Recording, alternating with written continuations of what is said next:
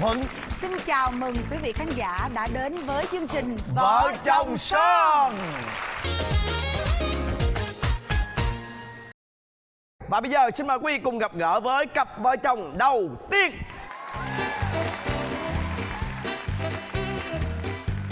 Chào hai bé. Mời hai bé ngồi. Nhìn hai bé chắc 20, 21 hả cưng? 20 không? Em 29 năm trước. Là sao? Dạ năm nay em 29 tuổi. Trời ơi, Cái gì? 29 tuổi. Dạ. Còn bé? Dạ em năm nay 27 tuổi. 27 tuổi hả? Dạ. Trời ơi, hai vợ chồng. Hai bạn hãy giới thiệu về mình. Em là Trần Hạo Vũ Luân, em đang là kỹ thuật viên. Đây là bà xã của em. Em tên Nguyễn Mỹ Hiệp, hiện tại là nhân viên văn phòng và em đến từ Đà Nẵng. Thế thì cơ duyên nào hai bạn gặp nhau? Tụi em gặp nhau giống như là duyên trời định vậy đó. Trước đây á là đồng nghiệp với nhau. Em á thì làm ở Sài Gòn, còn vợ của em á là làm ở Đà Nẵng. Có một hôm là công ty tổ chức đi chung hết tất cả cái chi nhánh. Tối hôm đó đó là nhóm của tụi em đi cồng chiên ở trên Đà Lạt á. Tự nhiên cái em nhìn vô trong góc á có một con gái ngồi im mà giống như bị tự kỷ vậy á. Nhưng mà nhìn cái khuôn mặt cái thấy sáng ngất ngây vậy. Giống như em bị sét đánh vậy đó. Dạ thực ra thì không phải là tự kỷ mà là do là em bị say xe. Nhìn qua bên kia thì em cũng có để ý cậu đi, thấy cậu đi là trên xe là có nhảy múa rồi. Em nghĩ trong đầu là cái tên nhóc này mình á thì mệt muốn chết, mình nó cứ nhảy tưng là thấy ghét rồi. Chúng mà chơi xong á thì em hỏi thằng bạn á là cái bé đó tên gì. Ai ngờ thằng bạn nó lại nhìn cho con nhỏ kế bên, nó kêu là tên là Thúy. Cái em ra em gặp dỗ dỗ bà Thúy, em là Thúy phải không? Cái quay ra chửi vui gì cha này tôi là Hiệp mà. Trời, là lúc đó mắc cỡ và cố trốn lên xe luôn.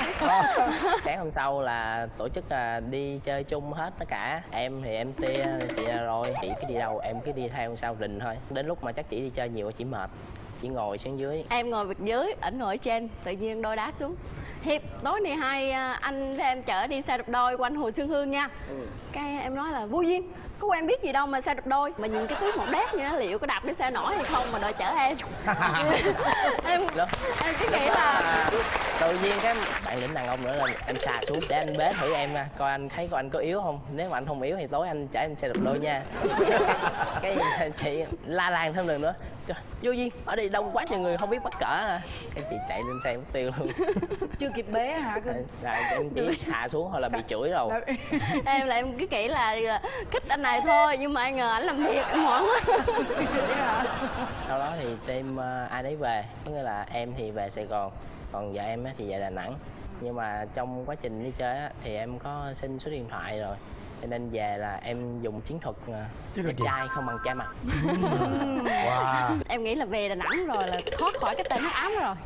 Ai ngờ ảnh có số điện thoại của em. Cái sáng đúng 7 giờ sáng là nhắn tin em chúc ngày mới vui vẻ, em ngủ gì chưa, đi làm nhé. Rồi Quá lãng mạn. vừa lên trên công ty á là Skype chat vô, em ngày đi làm việc có vui không. Cái chiều cái tới về rồi em ơi. Ngày nào Ngày nào cũng như ngày đó. Ngày nào cũng vậy. Trong thời gian bao lâu? khoảng nửa năm á. Đến ngày 20 tháng 10 rất là đặc biệt. Tôi đặc biệt sao? Ngày đó là cả nhà em á là đi chơi lễ hết rồi, mình em ở nhà. Thì đúng lúc đó là Trần gọi điện tới, cái em nghe cái em buồn, cũng tuổi nữa, cũng có tâm sự. Xong em nói sống sao mà cũng buồn quá à. Rồi chết sướng hơn. Cậu nói là em mà chết rồi thì anh không biết là anh sống sao. Chị khóc hu hu luôn. Làm em phải dỗ. Dỗ qua điện thoại, em dỗ sao? Dỗ sao? Thôi thì đến đầu năm nay để anh chăm sóc em nha. Lãng mạn chưa? Có thể là từ đó là bắt đầu quen. Khi quyết định quen thì em sẽ ra ngoài Đà Nẵng để em xin phép ba mẹ cho hai đứa quen. Thôi ra tới ngoài đó giống như là một mình em chống mafia vậy đó. Ủa trời. Khi mà em có quen anh lần này á thì em có gì có nói với gia đình em á là em có quen một anh chàng ở trong Sài Gòn á. Thì ba má em nói nhà có một mình mà xa nữa làm gì quen trong đó. Phản đối kịch liệt, không ai đồng ý hết. Vậy hả? Dạ. Nói Rồi mới em lừa đảo rồi sao. Không cho nói quen. em á, nào là mắt kiến à, người thì nhỏ con, đâu có ai nhìn ra tuổi của em đâu. Tưởng như là lừa đảo rồi, nhiều lúc đem con mình vô trong Sài Gòn rồi bán luôn, ai biết chừng đâu.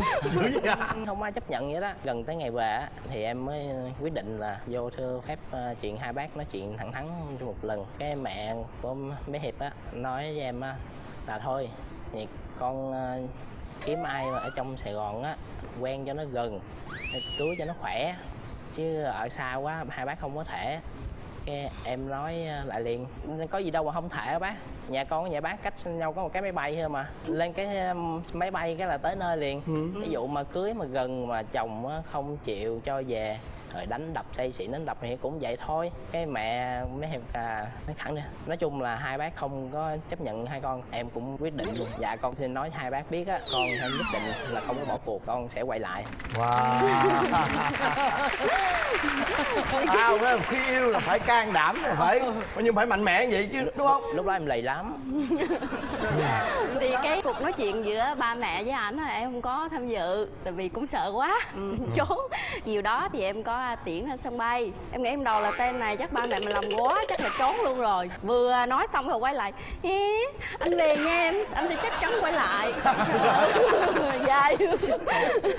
Tại sau đó là về á thì em cứ gọi điện liên tục á, một tuần mấy lần gọi cho ba mẹ rồi hỏi thăm sức khỏe gì á, chắc khoảng gần 2 năm á. Cái ba mẹ có nói chuyện á, nói là thằng nó ngám dài quá, không cưới nó thì chắc cũng chẳng có thằng nào dám tới với My đâu.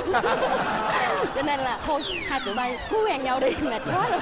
Rồi không lẽ bây giờ em thì ở ngoài Đà Nẵng rồi bạn trai em ở trong Sài Gòn rồi vậy rồi chấp nhận rồi quen nhau. Khi mà ba mẹ của vợ em á mà chấp nhận á là em nói vợ em vô đây liền luôn. Em chuyển công tác vô đây sống làm việc luôn, mới vô được có 2 tháng thôi thì gia đình bên nhà trai á coi ngày và hối cưới luôn. Cái em mới gọi điện về nhà, mẹ mới nói gì mà nhanh thế, mới vô mà làm gì cưới nhanh nữa, giờ nói với bên đó là ba mẹ không có gả nữa được không, chứ trừ gả quá tiếp gả nữa.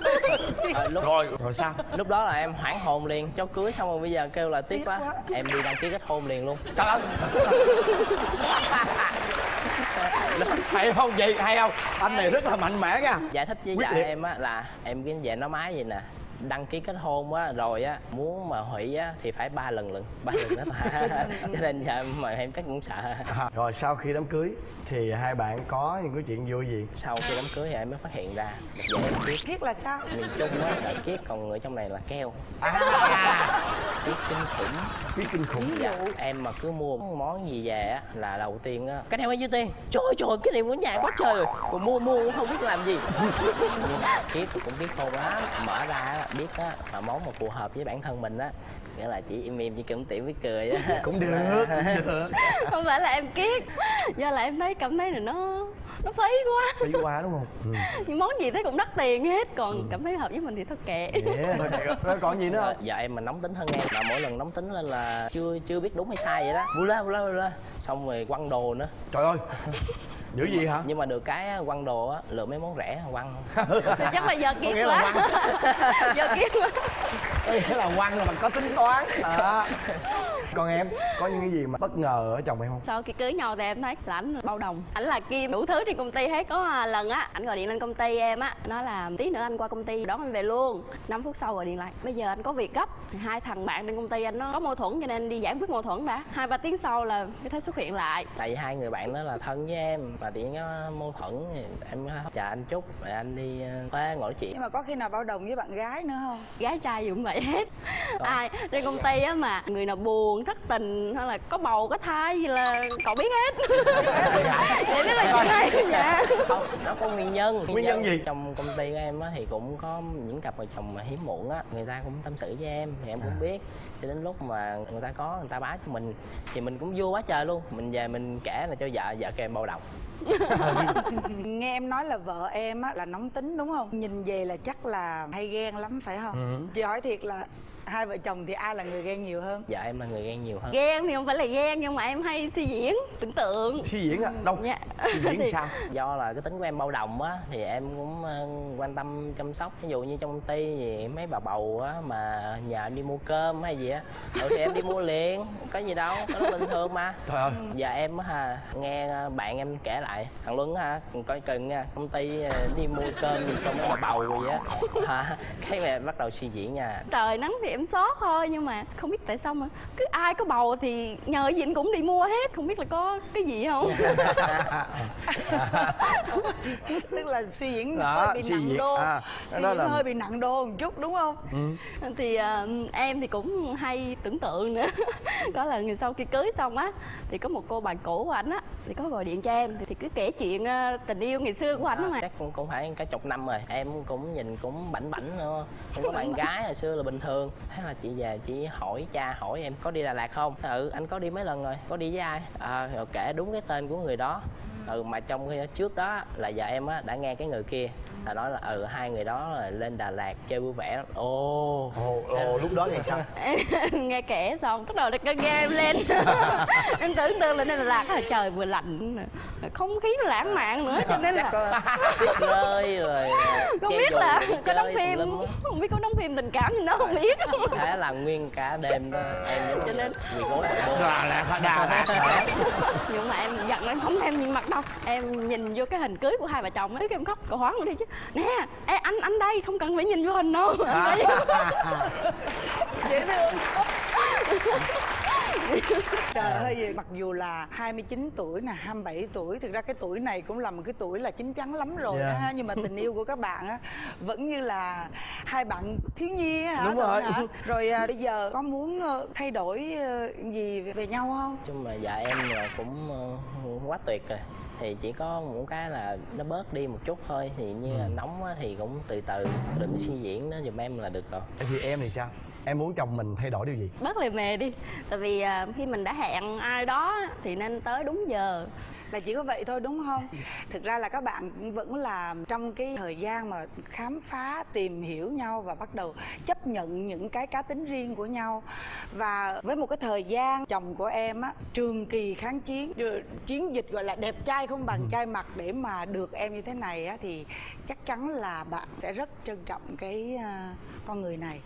Và ngược lại khi mà em hiểu được cái tình cảm đó rồi thì em hiểu chắc chắn là không ai yêu em hơn chồng em đâu. Dạ. Xin cảm ơn hai bạn rất